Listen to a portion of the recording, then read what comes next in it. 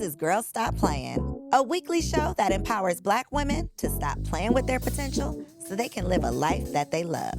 I'm Koereyelle, your favorite homegirl, and I'm on a mission to help Black women make the money and get the honey.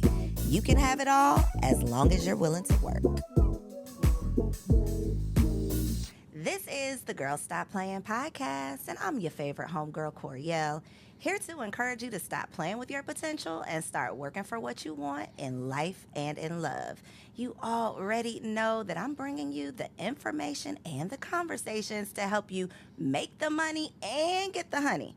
You can have it all as long as you are willing to work. And baby, we got a working woman in the building today that is making the money, got the honey, and is helping you get your honey too. We got Christal Jordan in the building. Your last name is not Jordan though anymore. It's Jennings. Okay, let's put some respect on that. We got Christal Jennings in the building.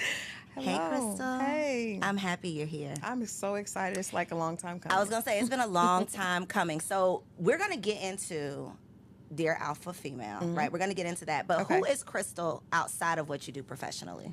You know what? That's a great question because I had to learn that myself. For a lot of years, I did not know. I didn't know who Christal was outside of being a mom and an entertainment publicist.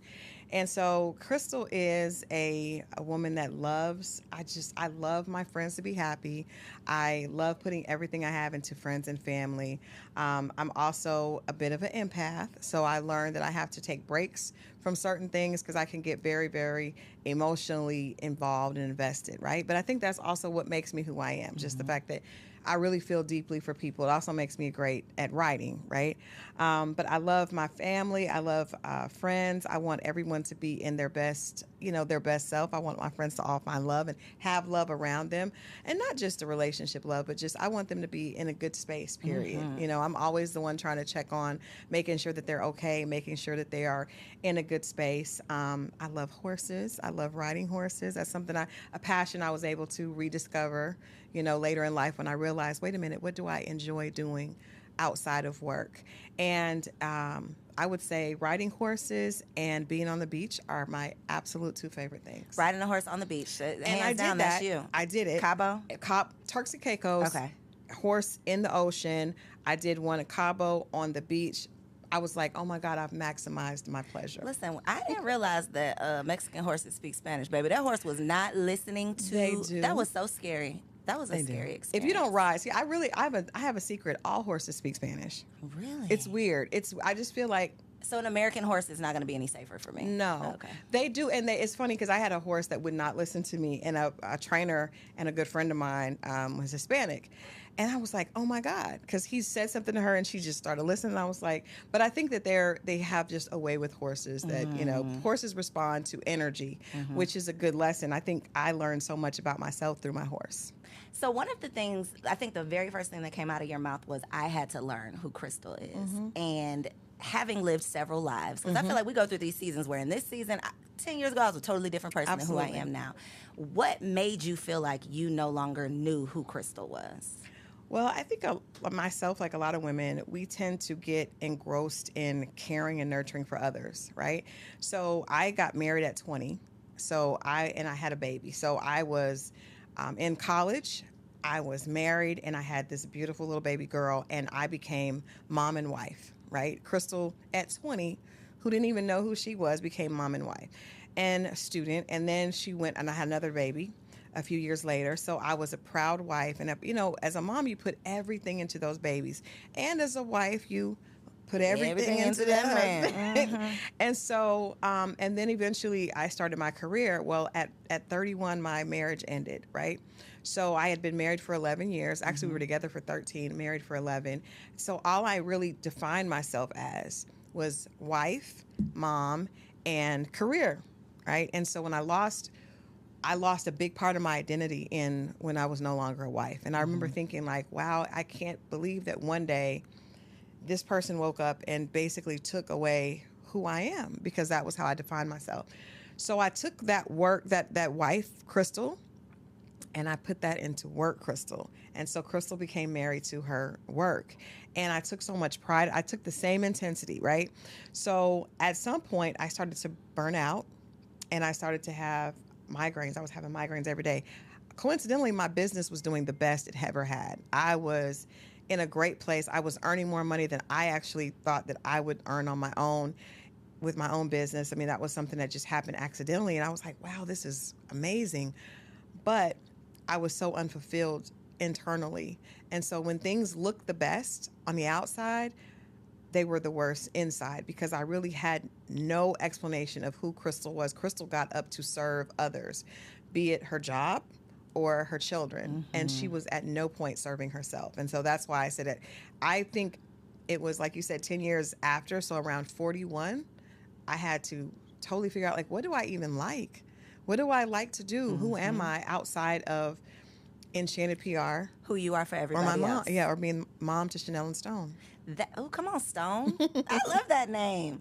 I feel like that is such a common scenario that so many women find ourselves in, and for different reasons. I mean, I didn't have my first baby until 35, and I still feel like I didn't know anything, and I was not ready. So to have to make that transition at 20 before you have even had time to define who you are or mature or grow into the woman who you could become, I can't imagine that. And so even if it's not becoming a mother at a young age or having a baby at a young age, it could be when you are doing so well. To your point, I'm doing so well in my career, but something just don't feel good. Like something doesn't feel right. And a lot of times it's those crossroads where we wake up or we look in the mirror and we're like, okay, wait a minute, what am I doing all this for? Right. Who am I really? What is the purpose?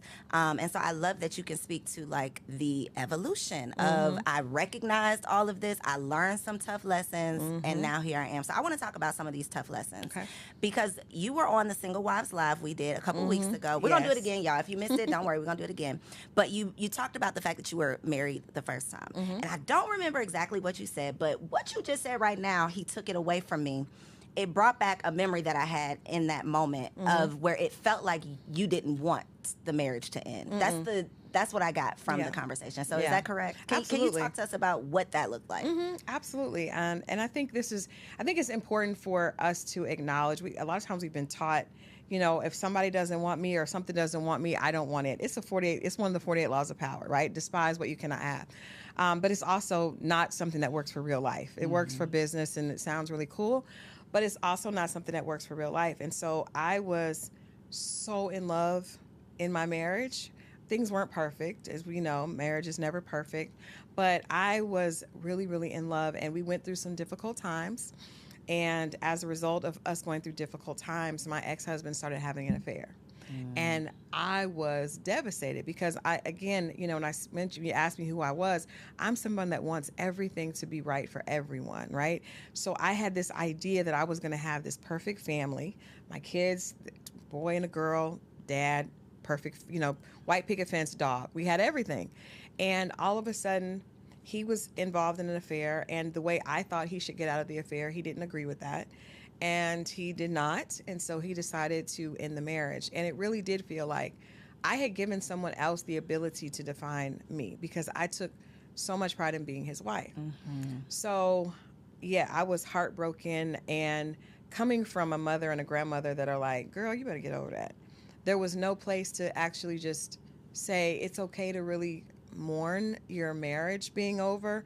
And instead of actually mourning it, I just dove into work, right? You controlled what you could control. I controlled what I could control, and I did not allow those in my. I mean, I was basically a functioning depressive in a functioning depressive state because I didn't know what to do with all this pain, and I didn't want to. I just sometimes it felt physical how much pain there was. I mean, this is 13 years. This is the love of my life. Our families are ingratiated, right? Our children don't know anything else, and all of a sudden, one day, it's like, it's over. So when you say your mom said get over it in terms of the sadness of the divorce, what was her take on the infidelity? Did she tell you to get over that too? No, just leave him and get over it. Okay, leave him and don't look back. Leave him and don't look back. And I did. My grandmother, rest her soul, husbands come and go. You'll be fine. You're strong. You're strong. But I did not feel strong at all. You know, I felt like my identity, I felt like Christal was just, I didn't know where she was. I grew up without my father. So when I got married, he became my sunshine. I remember writing a essay, and it was like, this is now like the sunshine of my world. So, and that was dysfunctional, but you don't know it's dysfunctional until you get out of it, or until you don't know until you know. And so, yeah, I definitely, there was no one I was telling my one of my mentors and my sister, Dr. Jerry Godhigh, like, I wish I had someone like that in my life, someone that says it's okay to not be happy about your marriage ending. It's okay to admit that you don't want that. Everyone in my family, they were doing this to help me because they wanted me to be strong, right? Girl, forget him. He wasn't doing you any good That anyway. makes you feel like, though, you have to act like that. I Now I have to pretend like forget him, but I'm crying myself to sleep at night. I would leave, Koereyelle, I would leave, because I met you years ago when I was probably in this state, and I would come to events, totally made up with celebrity clients, and I would get in my car and I would cry on the way home because I didn't want to cry in front of my kids. And I couldn't cry to my friends because, girl, you're fine. Your business is doing good. That part, you got money, you got these celebrities, you should be fine. And that is what I think social media is making that even worse, because people think that if you got all of these things, not that you don't have problems, but I feel that people think that you should get over your problems. They do. Like you got all of this, you shouldn't be complaining about that, and that is unfair. If you and I'll take it a step further, as a woman, we judge each other by how we look, right? And so I probably look the best because I lost so much weight from being depressed. So I was depressed. I wasn't eating. I was miserable, but I was in this area that kept me in a very high profile position. And so people thought I was doing amazing, but I was the most miserable inside. And that came out later, with headaches and migraines that I couldn't get rid of. But I was watching the Wendy Williams docuseries, and I think that opened up an opportunity for us to have this type of conversation. You cannot judge a book by its cover, and money and fame and success do not, basically they are great to hide the pain, but they don't take away pain. And they're great to afford ways to alleviate not feel dealing with it. Right, that part. So it's not a good mix. Having Absolutely. a whole lot of money and poor mental health, not a good mix. When you talk about, though, the level of pain that you were going through, that pain, it's all emotion, right? Whether whether the pain is sadness or anger, usually it's still coming from that same emotion. Place, right. So when we say, oh, the bitter black woman, or you just, the type of woman that people are talking about on these podcasts, that woman, I don't think that we as a society, we don't give her grace to say and to recognize that she's hurt and she's not just angry. And if she is angry, she probably has a reason to be. It's a hurt little girl that can't be hurt, because weak is worse than being. It's better to be a bitch than to be weak in our culture, right? So it's better to be, and I've had my mentors say, Christal, you got to find that inner bitch, right? That's where you should do. And that comes from a scared little girl that wants to protect herself. I'm an animal lover, so I know when you look at animals that are sick are the most dangerous. They are the most, animals that are afraid are the most dangerous. I remember, I believe God sent my horse to me to teach me about myself. I thought she was mean as hell because she would not do what I want. She wouldn't submit. She was not friendly. She was afraid. And that fear created a bitch, right? But like I said, our culture, we will, as a woman, as a black woman, I was taught you can be mean, but you can never be weak. Can't be sad. You can never be weak. Cry. Girl, get up. Get up. My grandma said, you don't got time to sit around and cry. You got them kids to take care of. You got to get up. And so it's funny that the things that we tell our daughters are the same things that later they get penalized for. We complain about it when you grow up and are displaying the same things that we taught you as a little girl. And it's the same conversation that I've had several times about dating. Because when we're little girls, the only thing that most of us hear is don't bring no babies home, don't have sex, stay away from those boys. And then when you turn 35, everybody says, well, where's your husband? Why are you not married? Right. I mean, it makes no sense. So that is the whole point of having these conversations is so that we can teach our daughters or our sons a better way of doing things based on the lessons that we've learned, because we love talking about these statistics. But we don't look at why. I was talking to one of my girlfriends today, and I've had this conversation with my guy friends. Even when you talk about men, right? Black men in our community, most of them are teaching their daughters to be independent. And I said, you are teaching your daughter to be a woman that you would not want to date. And if a man is not there in the house, you're still teaching, because you're always teaching, even if it's intentional or non-intentional. So my father taught me that I couldn't rely on a man because he wasn't there for me, right? And my girlfriend, whose father was in the house, he constantly taught her, make sure you can take care of yourself. Make sure you can take care of yourself. So those, and we know that when you're young, that is just porous ground. You plant those seeds. That little girl, my daddy said, I always got to be able to take care of myself. So then she gets to 28, 29, 30, and the first thing she knows, I got to take care of myself. And now we tell her, oh, you're an independent Black woman. You're going to be single forever. But I'm just doing what I was taught. I'm just following the directions my daddy gave me or didn't give me. Exactly. It's literally, it's literal insanity. The same thing we do to little girls, mothers do to their sons. They raise their sons to be the men that they hate. Absolutely. All of the things that y'all are complaining about, you are grooming your child to do the exact same thing. And men are training their boys to be a man that would not deserve their mother. Because when you encourage him to be promiscuous and you use it as a badge of honor, they use it as a tool of success. Don't worry about girls now. Get all the money that you want and you can have all the girls. But he had a mom. So, and we know little boys' first love is their mom. And so that's a dysfunctional relationship that they're taught from the beginning. This is not what I should look for. What I should look for is to have the upper hand so I can have all the girls. And then the moms come along and say, oh, he's got money. My son is cute. He's going to be a heartbreaker. Ma'am. It's literally speaking. This is what we're speaking over our children. So I would love to know what were the lessons that you wanted your children to learn on the other side of your divorce? It's like we look at it like post-divorce and pre-divorce, almost like, post-Christ coming in after, because it was such a big impact on my kids. My son was 9 and my daughter was 12. That's a really horrible time to go through because they're both coming into their identity as people. And I think the biggest thing that I wanted them to know is that they don't have to always be right. Because, I have a great relationship with them because I learned I was of the mindset that I had to provide and I had to make this perfect life for them. And when the life became unperfect, they still loved me. And I remember thinking like, wow, after the divorce, I didn't have the money that their father and his family had. And I thought, they're not going to want to be with me. But the fact that they said, Mom, we want to come with you, then I was like, oh, wow. So you don't have to be perfect. You don't have to be perfect as a mother. And I want them to know that as young adults, they don't have to be perfect. I made a lot of mistakes. Their dad made a lot of mistakes. But you can always pivot. And I think a lot of us we feel like we got to be perfect or we're hard on ourselves.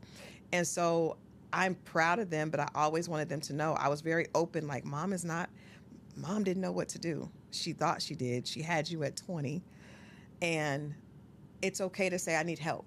It's okay, not just financial help, but it's okay to say, I don't know what to do with these feelings, because I went to therapy and I put them in therapy. Right after the divorce, I had no idea what to tell my kids. And they were my everything. And so I said, I've got to get some help and I got to put them in some help. So they didn't want to go, but I made them go. And I think that it taught them it's okay to need help with my emotions. My motto is, my sons will not believe they have a strong Black mother. I am not a strong Black woman. Help me. I am weak. I am a damsel. Please help me. Open the door, pump the gas, whatever it is. I don't want you to think that I have it all together, because I don't want you to expect any woman you ever come across to be so strong and have it all together, and then she's weak if she's not. If she's not able to. And I think that our mothers did us a disservice. At least, I don't know about your mama, but my mama, I never saw her cry. No, she did the best. They did the best they could, but they were taught. We were taught. Our culture was taught. It all goes back. It all goes back to the root. But that's why it's so important for us to be intentional based on the lessons that we've learned, so that we're not just repeating that behavior. I was dating this guy because I had Koereyelle, I had a long period of dating that was not good, and I just let's talk about it. So post divorce, what did that look like? For a long time I didn't date at all because I was afraid. I was afraid of men, just after going through such a traumatic experience. But when I did start to date, I didn't know how to date because I got married at 20 and I got married outside of Atlanta. So I was in this very just horrible dating scene in Atlanta. And I remember going out, and what years was this? This was a mentor told me not to waste my 30s, but I did. I wasted most of my 30s. So I didn't really start dating until I was almost 40. Okay. So I got divorced at 31, 32, and all those good 30 years I wasted being sad and depressed and just hiding. Look in this camera right here and tell the ladies in their 30s this ain't the time to play around. Ladies, let me tell you something. Marie told me, girl, don't waste your 30s. And I am telling you all, do not waste your 30s. Figure out how to get healthy and figure out how to love yourself and enjoy you in your 30s. That's the biggest thing I would want to tell women. Like, don't waste that time. I look back and I'm like, girl, you was fine. You had all those good years. Yes. But, you know, God works it out. He's a good God. But I didn't start dating until I was like 37, 38, really. So look at all the good time. However, but it wasn't too late, baby. It wasn't too late. So the husband came later, but first some very horrible experiences and then some good experiences. Okay. So, but I remember in particular going out with this guy, and I was working to the point where, because I work, you know, that's just what I define myself as. And I would work, and then I had the kids, and then he expected me to like do all the house stuff as well. And I was like, we're not even married yet. Like, you know, I don't live with you. And he said, well, my mom did it. And I was like, wow, that's the first time I realized that we are teaching our sons incorrectly, right? Mm-hmm. Because my son, now that's one of the reasons I tell my son, mommy didn't have it all together. Because I don't ever want him to expect a woman to be his workhorse. Can I say that again? Like, I don't ever want my son to expect his woman to be the workhorse, because I wasn't that way by choice. It happened. My mother wasn't that way by choice. My grandmother wasn't that way by choice. But this man said to me, well, you can do it all because my mom did it. Now, what does that look like when y'all aren't living together? That looked like we needed to be apart. But did he think you was going to come clean his house? Or like, what did he thought, because that's what he thought. He thought a woman's purpose was to make sure that every level right there. Oh, It was. I had never had someone articulate that to me, but I appreciate him for sharing that with me, because I understand that it was because he saw his mother. Mm-hmm. That's all he knew. In dysfunction, right? And as a little boy, that was his idea of what perfection was. Most men either idolize their mothers, or, you know, or it's the opposite. But I think I think I called my son, because my son was in college, and I was like, listen to me. Like, I did all that because and he's like, Mom, I know. But I think that women need to understand you're teaching when you're not talking. Kids pick up more on what we say, what we do, than what we say. So he had been taught that a woman does not need a break. She is able to work, you know, until she's bone tired, and then come home and clean, and then come home and then do some other porn. And then porn, throw it back in the middle of the night. A porn star in the bed. And if she doesn't do all of that, then she's not worthy, and you have a right to cheat. So I was able to, you know, relieve myself from that situation. But I learned that there were a lot of men so many women say that, you know, men are intimidated. I don't think that the right man is ever intimidated. I think that men are smart enough to know how to push our buttons.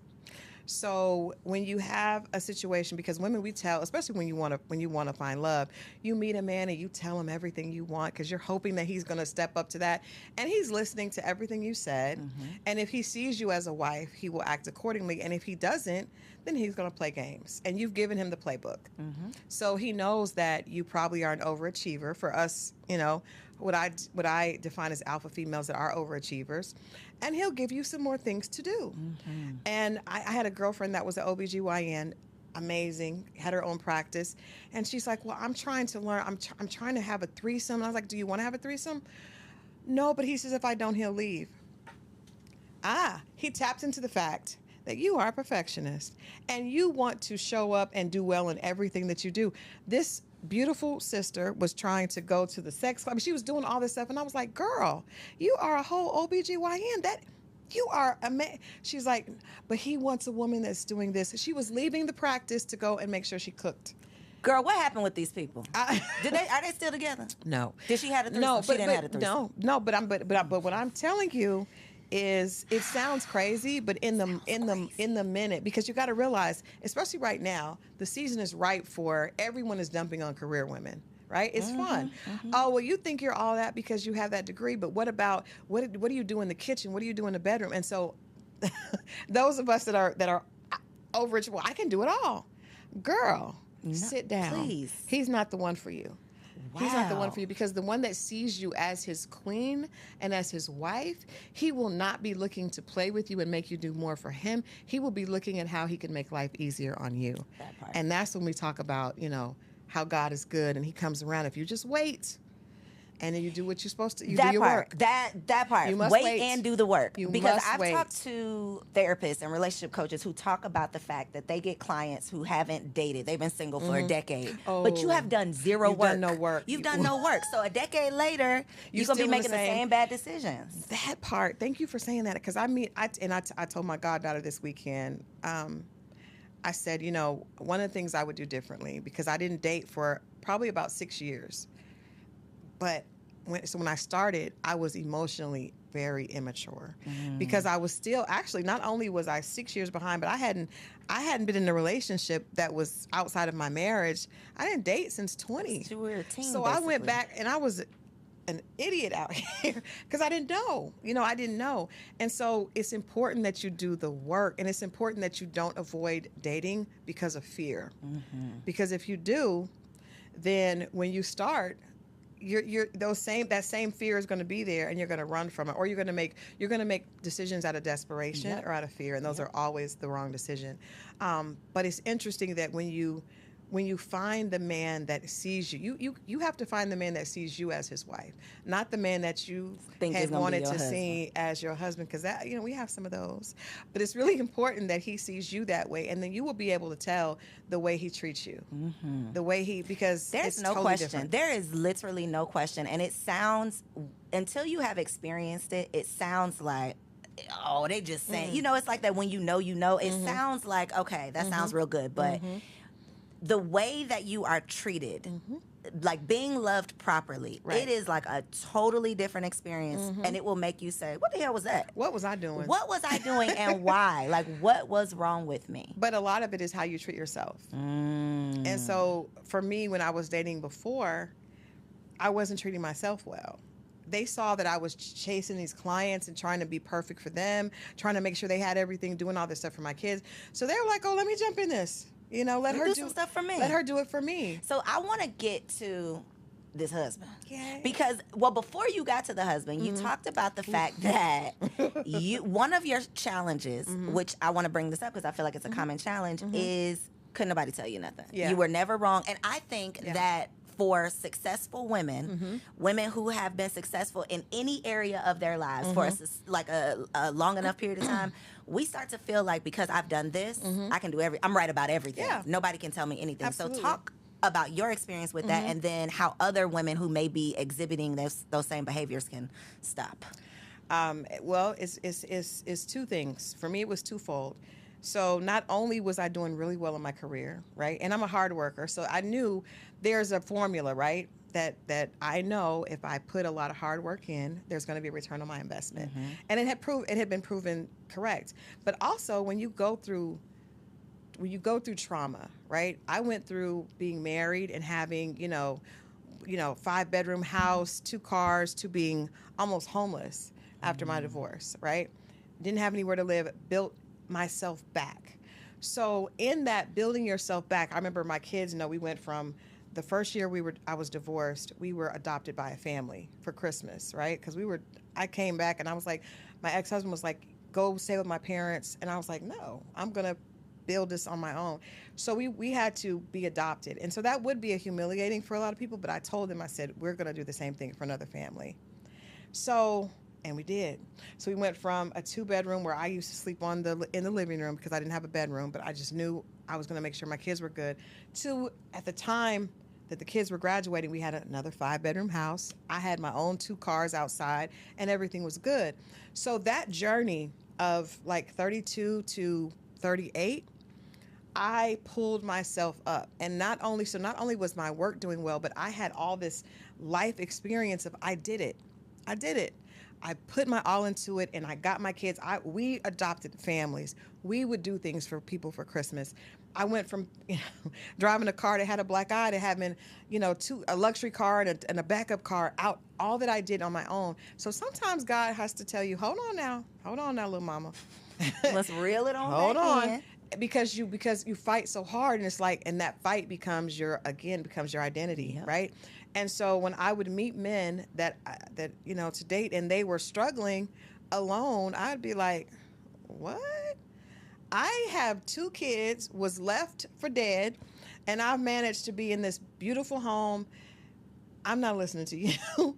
And even when I would hear other things, because a lot of that it wasn't necessarily from the fact, I knew that I was always really, really good at what I did, but it was also the fact that I was able to come from the mud. I knew what it was like to cry every day, to sleep in the living room, and my kids not to have the bedroom suits that they had before, to go from that to that. So that created an arrogance and an ego that was, again, to hide that sadness, but it was, I'm not going back there. Mm-hmm. One of my favorite movies is racially incorrect, but it was Gone with the Wind. And there's a scene where Scarlett says, "I'll never, as God is my witness, I'll never be hungry again." That was me. As God is my witness, I'm not going back to that. And nobody can. Before, I was married, and that's how I ended up in that situation. Now I'm in control. Christal's in control. So when Christal's in control, you can't tell me what to do, because look what I've done. So that created. You can't tell me what to do. Ooh, you can't. that is the attitude. And how can you tell me when you haven't done it? So, and I also have around me a very amazing, brilliant group of female friends, right? And a lot of us have the same energy, because they're really hard workers, right? And so you have people that have beat statistics and have been able to say, oh, I remember when I got pregnant in college, my guidance counselor said, drop out. No, I'm going to graduate. I'm going to graduate on time. I'm going to do this, this, and this. When I got divorced, go home. Go stay with my parent. No. So that creates a belief in yourself, which is good, right? But it also has the other side of that, is it was very hard for anyone to tell me anything. And the people that are around me that I probably did respect weren't going to tell me, because they were of the same ilk, right? So they felt like, girl, he's, But I would always look at men that didn't have, and I would feel like, well, why would I ever listen to you? Because you haven't been able to do what I have, and you have far less obstacles to get over. And that was the wrong attitude to an extent. But me going on, Iyanla Fixed My Life, and I really did not expect her to, I'm a publicist, so I'm like, I'm not going to do anything that puts me in a bad light. That was not my intent. Did you have a choice? I did. I said no at first, but then a good friend of mine was like, I think we need help. But we thought that it was help in the fact of understanding why these men weren't.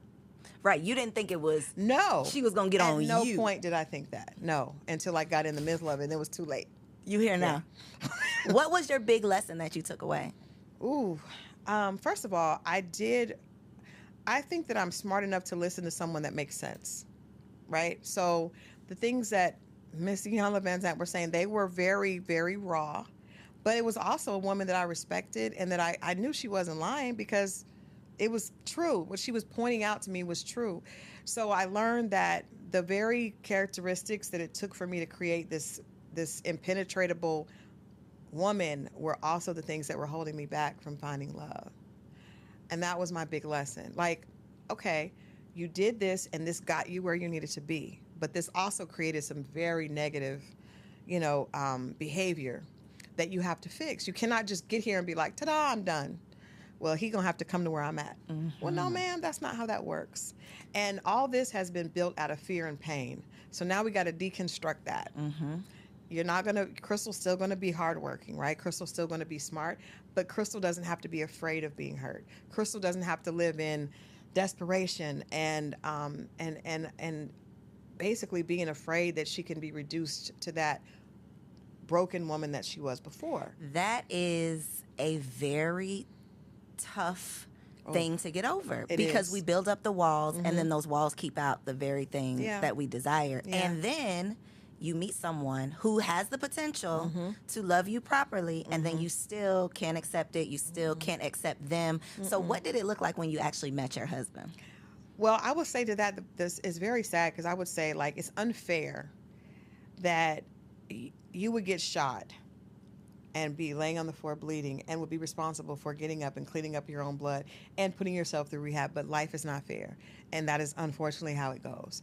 So whatever you're in pain and you're hurting over, it's your job to fix yourself. Physician, heal thyself, right? Um, and so it it looked like, thank God he sent me a man that had a lot of patience and that was able to see through that, right? Um, but I had done a lot of work on trying to realize that the things that I was holding dear were things that I was afraid of. So I had built all these things that I wanted in a partner that really had nothing to do with being loved correctly. Like I had a very long list. And on that list were some things that made sense. And then on that list were some other things that did not make sense. And so I had to, when I met my husband now, he didn't meet some of the things that were on my list, but I was thankfully bright enough to pay attention to his actions. And his actions were, I literally did not think a man like this existed. I really didn't. And I had heard it, and I could believe it from my friends. I remember seeing, some people, different people online going through things. I could believe it for my girlfriends, But not me. but I just, because you don't know what I've been through. Like all that time of fighting, it does something to your self-esteem, this is another thing. I was loving myself with conditions. What does that look like? So I would be hard on myself, really, really hard on myself if I didn't have what I wanted. So I've always been a perfectionist. I always was like that. So I was the kid in class that was angry if they got a 95. I wanted 100. I was always like that. So when I was, single, I wanted to make sure that I had this for my kids. So I would work extra amount. I would put myself through things, and I would never tell myself, Christal, you are good as you are. It was like, no, girl, you need to do this. You need to get on it. You need to look, you 20 pounds overweight. That's not acceptable. And I was hard on myself. I was mean to myself. And that did push me forward. So let's be honest. Sometimes when you're hard on yourself, The gift and the curse. it is the gift and the curse, but it's not good when it comes to relationships, because if you don't know how to love yourself unconditionally with your extra pounds. I was talking to a girlfriend on the way here, and she was like, "Oh, I'm getting liposuction." I was like, "Okay, cool, but we need to know that you're beautiful as you are." When we don't know that, and then we meet a man and we expect him to know that, the right man is not going to want to be with you, because he's going to realize that's going to be unattractive to him. It's very unattractive. So that was a part of the work, is how do I love Christal even if she doesn't earn this amount this year? Because me and my girlfriends are very results driven. We get together, we look at our vision boards. What is your work plan for next year? What do you, and I love it, because we push each other forward. But at some point it needs to be like, girl, even if you don't achieve that, you're still good. You're still good. So when you went to Iyanla, you got yourself together, you met your husband. How did your transformation affect your friends who may not have evolved or went on Iyanla? Well, I think the beautiful part is my friends, because I'm a writer and because I talk, I have conversations on relationships. I was a relationships editor before I was in a relationship. And I remember thinking, that's weird. And I don't want to be that person that's talking about relationships that's not in one. So what I did is I just talked about everything. I would write about things from a positive perspective. And one of my girlfriends challenged me to do that. She was like, Christal, it's enough negativity about Black love. At least when you write from this perspective. And I didn't know it to be true. I was writing what I thought were lies. But so I had an audience. So I think my audience extended outside of my immediate friend group. So when I got married, at my wedding, so many of my friends got up and told my husband, I'm not going to get emotional, because this moment was just so emotional, because so many of them told him, she deserves this so much. And I did not know that they saw me that way, right? So, guy friends and female friends were like, oh my God, we're so happy that you came. She's so happy. We've never seen her like this. And they've seen me successful. They've seen me enjoying things, but they've never seen me in the essence of Christal, because there's something about you when you're being loved. And I have love for my children and love for my friends, and there's nothing that I want to take away from that, because I have an amazing group of friends. I love my babies to death. And I have a great group of just my outer circle is amazing. But there's something about when a man is loving you the right way that makes you feel like a woman in a totally different way that you feel You're when you're lighter. not. You're lighter. And they responded to that. I almost felt bad. I was like, he probably is like, what was she doing for? Well, damn, what? Because everybody was like, oh my God, we're so glad you're here. But I think, and I've had so many people, my immediate friends, and even people I talk to online, say, I believe, I love seeing what you, because they saw me. They saw it. Unfortunately, the world saw it on Iyanla. But look at the other But side. look at the Because other if they side. see that episode and then they come Yeah. Googling you, it's like, oh, she Yeah. got her shit together. And look at her now. She did. I'm going to say this. Let's don't say she has her shit together. Let's say she's Working on on her it. shit. She's working on her shit because my husband still tells me, that's one of the things we still go back and forth about. And you have to learn, if I could tell women anything being single, I understand work is important because we have got to get, social media has convinced us that the most important thing in life is getting the bag and being snatched. So it's contour and couture, right? But if you don't work on loving yourself and finding out who you are outside of that, it's going to be very difficult, even when God does send an amazing man, because you're not going to know how to receive it and just to be loved. It sounds cliche, but you know what I mean. It's not easy. It is not It's easy. not easy. I talked to Coach LaTanya. I talked to another one of my mentors, Miss D, Dr. Jerry. God, I talk to all these women that are married and understand, and they're telling me, Christal, there's still so much work to do. But the beautiful thing is, I recognize this man because of the work I had done. I recognize, wait a minute, this may not fit the exact profile, but I've never been treated like this. And then understand that you deserve it, right? And Not then running understanding, away not from running it. away from it, even when it's easier to run, and having to adjust. So many women are like, well, he has to do. No. The very idea of being a wife means that your job is to make that man better and serve him. His job is to make you better and to protect and serve you. But so many of my friends and so many women I see online are looking for a man that can do for them. And I know, well, you're not ready. Because if you're ready, then you know that marriage is about sacrifice. And so what are you willing to do for the right man? How will you serve How will in you your serve? marriage? That is not the conversation that we see on social media. At all. How can he bring the money to me? That's That is because those are all ridiculous. single people having those conversations. They That's why. are. Because They the stay married single. people, and they're going to stay single. gonna stay Married people single. know the sacrifice that marriage takes, and that even if you have the partner for you, Right. it is still work. Oh, it's still work. It is still work. It is always going to be work, but it is work that is well worth it. And I think if you find a man, and I think, our gut as women, we were given a gut instinct. I feel like it's God's way of whispering to us. We ignore it. Yep. But so when that fool was telling me that I needed to be the workhorse like his mom, I remember the older I got, I was like, I recognize things. Even I dated some great guys. They just weren't the guys for me. And because I started to be able to be in tune with that, with Christal, once I started to love Christal, she started to speak to me in a different way, because before she was just chasing. Stop chasing and allow things to come to you. And my husband, when we met, he told me, just take my hand and let me lead you around the obstacles of life. And I was just like, who is he talking to? I do not need you to lead me. Look what I have amassed, right? Look what I've led myself to. And he was patient. I remember being just difficult. It was just difficult. But he saw that, and now I see different things. He gave me a different perspective. It's not all about how much money you earn. It really is about the quality of life and what you're enjoying. And his perspective is so different. And I think I've been able to give him different perspective as well.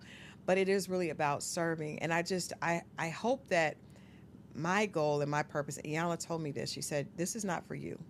This is for the women that you will be able to help. And that's why after I went through all that, I wrote the book, because I was like, I have to, because this is not for me. So let's talk, we got to talk about the book, though, because and part 1 and part 2, right? So part 1, Dear Alpha Female, it's not him, it's you. It's not him, it's you. What is just a couple of things, because we've talked about, being so successful that can't nobody tell you nothing, being afraid, so you put up the walls. Yeah. What are some other common things that women are doing? Let me share with you. So happy you asked. So a lot of times what we do is this. We we see a guy that we like, right?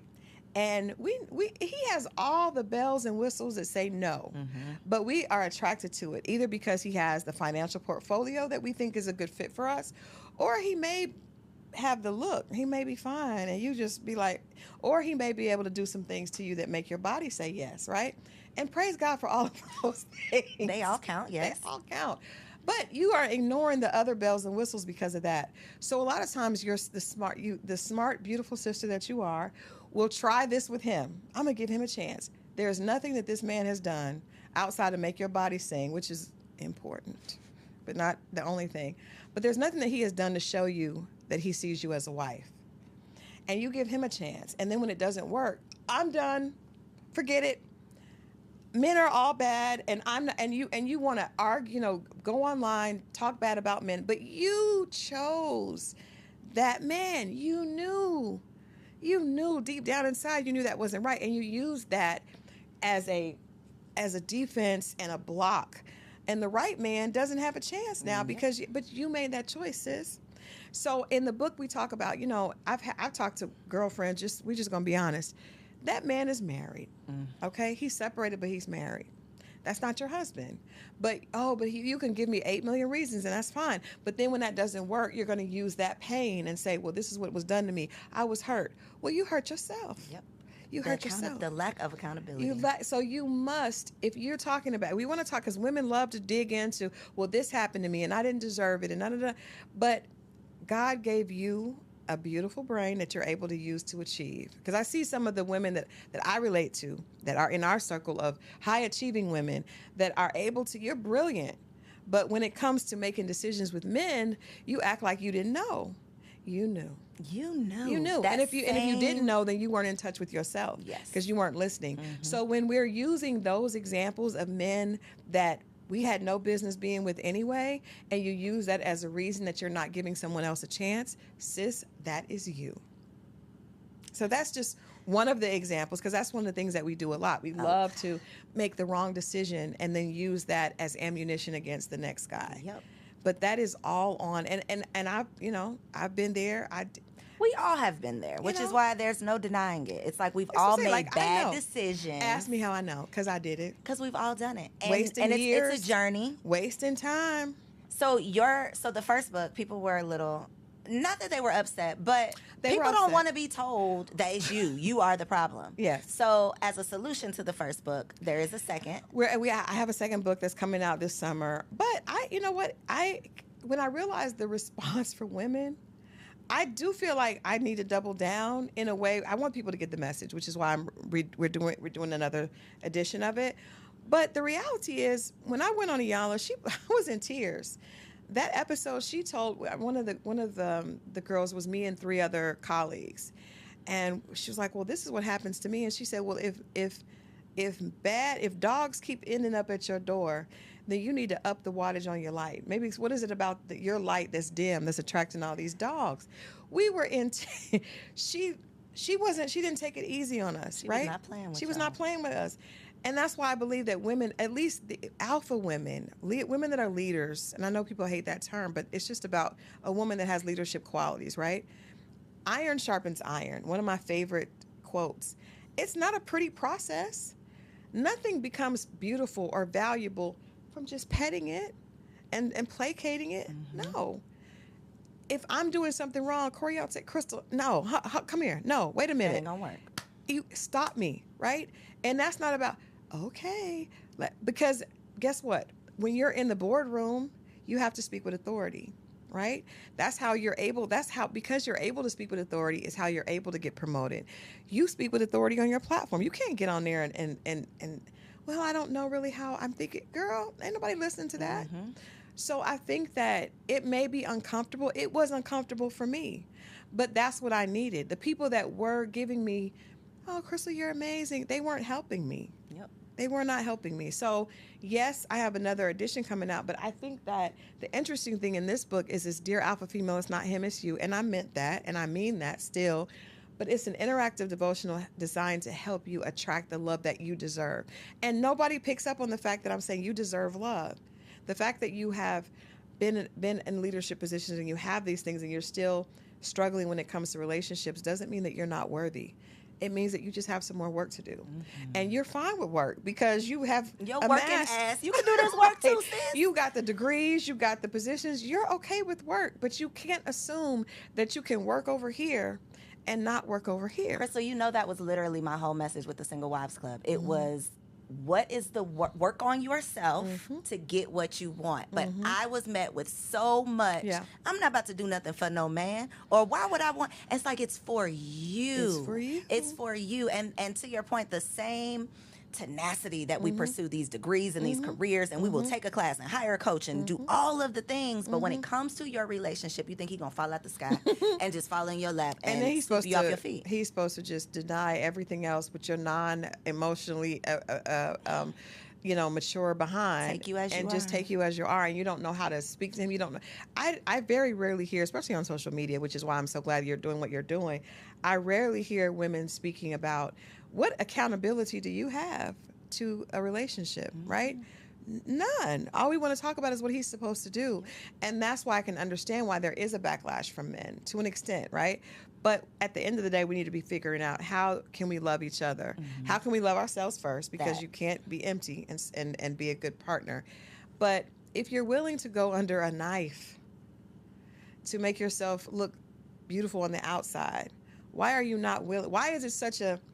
Why they beating down your door because you just want them to read a book? I just want you to do some internal work, but it's easy to put on the makeup and to go get all these things, because it doesn't take you acknowledging that there may be something going on with you. And I think a lot of us feel like we feel undeserving inside, and we don't want to look at that, right? Because you grew up thinking that maybe you didn't. And so you learn to get all these things to prove people wrong, but you haven't proven yourself wrong yet. And that's the problem. So you've got to go back and do that work. And it's self-work. This is the other thing, too, because people have a problem with therapy. People are above people telling them, you can't tell me nothing. Tell yourself. Sis, buy the book and do your own work. It could be between you and the Lord. Right. But do the work. It's worth it. And you know what? The funny thing is, most of your girlfriends, I know... I remember I had 4 girlfriends. We would go to dinner, and I invited one of my guy friends to dinner with us, and he was like, "You all are exhausting." And we know that because we're like, where are we going to go for dinner? Well, I don't want to go here. Because we're all women that are in leadership. And your girlfriends know you're annoying. They don't want to marry you. You don't want to marry them. And it's because all of y'all need to do some work. It was and I love the fact that we work well together, but at some point, so I just tried to say, you know what, with my girlfriends, I just want to, y'all already got the work down. You got that part. Let me just ask you how you are. Let me just talk about something else. Let's just focus on, so when you come to Christal, it will be more about, what are you doing for you? Because you got all the girlfriends that are going to be like, let's talk about the work plan. I was one of those girls. But it's like, I knew if somebody were to ask me, some of my guy friends say, is this girlfriend still single? Yep. You know that, though. We know that about our friends, but we don't tell them. I tell them. Well, but now I do, because I didn't know before. But I tell them, and they know. How do they receive it? They honestly, because, I mean, these are my close friends. They know, and they know that I'm telling, they know that I'm living. And you're telling them in love. And they know that I'm still struggling. I did not learn to not have I still sometimes have the laptop in the bed. But my husband was like, this isn't going to work. You need to cut this. Where are the boundaries for work? And every girlfriend I have doesn't have boundaries for work. I literally told my husband 3 days ago that I've been treating my marriage like a side chick. And I've decided that my marriage is going to be my business. That's what y'all need. That's it right there. Yeah, that is it. That's because it. even if you meet the man, it's not going to just magically, you're going to just throw your laptop and close down your business. You're not going to do that. I'm struggling. It's still, listen, it's a constant struggle. And I think that hit me kind of hard, Koereyelle, because I probably... If my husband sees this, he's going to be all in my face. I don't want him in my face. Leave us alone. But I'm trying. I'm working on it. He knows I'm working on it. But that's true. And I think if you have to get in that mindset, it's like when you go to college, right? And you go back to work on your advanced degrees. You get in the mindset of, no, I'm getting ready to start this master's program. So I got to, I know I'm going to have to be on it. If you really want a relationship, and I hate that we have to talk about it like this, but this is what we understand. Is what we get, yeah. I understand. I was like, well, I want a return on my investment. Well, you can't get a return on your investment if you're not willing to sacrifice. every return on investment comes with sacrifice. Got to give up something. You got to give up something. And so if you really want a loving relationship, you have to be willing to sacrifice. And you have to be willing to consider that what has worked for you has to change. I had a guy friend tell me, when you get married, that means that you are willing to change and a lot of women just want to add the man on the side. And you just come along and get with my program. Yeah, I'm already doing this. And I want him to look a certain way and earn a certain thing, and I just add him to the mix. Mm-hmm. Well, nobody wants to be treated like that or looked at like that. So he's going to go find somebody that's going to make him the priority. Needed and feel like he has a place to fit in. I think that's some great advice for single women, too, is creating space. Yep. And it could be physical space, clearing out a drawer for this man that you're manifesting, or actually carving out time where you say, these are my boundaries. Practice closing your laptop now. So that when you meet the man, you're not like us and he having ain't a in hard your face. time. Please. I'm still having a hard time. It's a struggle. It is. Getting off not taking work calls after a certain time. But see, those are boundaries that Christal didn't set for Christal. And I'm telling you what, with every guy I dated in the past, it was unattractive. I just didn't know it. I thought they were intimidated by my success. No. They didn't care about it. They just wanted to talk to me. And because I wasn't available, they found someone that was. I remember I told a guy, he asked me to take me out, and I looked at my calendar and I was like, I don't have any opening for 2 weeks. And my single guy friend was like, Christal. But I didn't. I was like, I'm traveling. And they were like, that ain't how this works. Date you? Yeah. It's not intimidation. I think so many women are going to hear what you're saying right now and be like, oh. So listen, send this to a friend. You know which friend. You know which friend to send this to. Just send it to a girl. I saw this episode. Don't tell her why. Just tell her to tap in. This woman on there, she had this great story. Send it. Wink, wink. Please look in this camera right here, though, and tell them, where can they order their friend a copy of this book? Yes, get one for you and your friend. Because if that's your friend, usually birds of a feather flock together. So I know for me it did. And actually, one of my best friends wrote the foreword, Chili from TLC, and she wrote the foreword. She and I both are in beautiful relationships after both being single for a very long time. But you can go to Amazon.com. You can go to Barnes & Noble. You can go to Walmart. Any place. You can go to my website. You can go to dearalphafemale.com. You can go to The Real Christal Jordan. But, get the book, and I promise you, there's information here that you'll be able to relate to. We talk about how the alpha personality, for most of us that are overachievers, it was created when we were little, right? I was a straight A student that always had to be on the honor roll, always had to do this, always breaking statistics. It's a beautiful thing. It's like black girl magic, but what's on the other side of that magic, right? On the other side of that magic. And so please get this book. It really is, it's time for us to allow the overachieving little girls inside of us to relax. We owe her thanks for carrying us thus far, but it's time for her to exhale.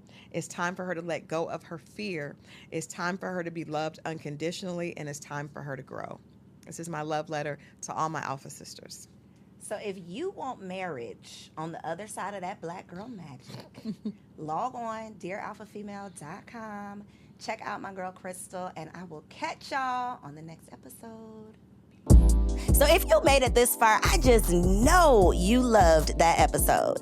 Well, what you did not know is that we recorded it right here in ATL at Elevate Studios. Yes, your girl has her own studio, y'all, and it's not just for me. I'm opening it up for you too. So if you have a podcast, if you are a vlogger, a YouTuber, or a content creator, and you are looking for a professional studio to record your content, or you want to hire me and my team to fully produce your content, make sure you check out the show notes below or log on to elevateagency.com.